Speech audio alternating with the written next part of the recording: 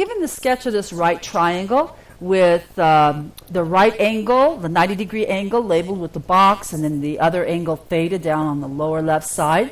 And we have two of the legs. Their distances are 4 and x, and then the hypotenuse, which is the side opposite the 90-degree angle, is labeled y. They want us to find the length of those sides, x and y, and they want them expressed in terms of trigonometric ratios.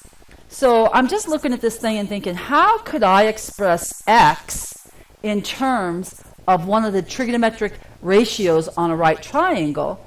And I come to the conclusion that I should probably use the tangent of theta. You see, theta has an opposite side, which is, let's see, the x, and then it has the adjacent side, which is 4. So if we did that, the only variable that would be unknown, besides the theta, of course, would be the x. So that's what we're going to use. Tangent of theta equals the opposite over the adjacent. So that implies that the tangent of theta is equal to x over 4 using the right triangle that we're given. And we just now need to solve this ratio for the value of the side x. We get 4 times tan theta equals 4 times x over 4, so the 4's cancel.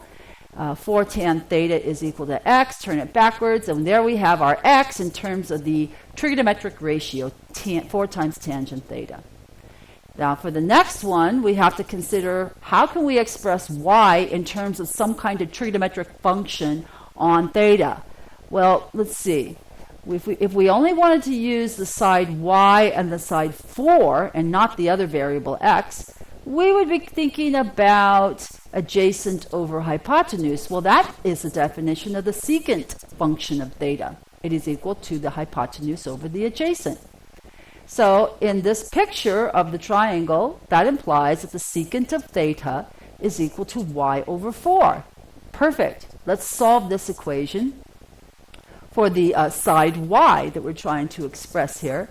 So we have 4 times the secant theta equals 4 times y over 4 when we multiply both sides by y. And then if we turn it backwards, we have y equals 4 times the secant of theta. And there we have the side y, which is the hypotenuse.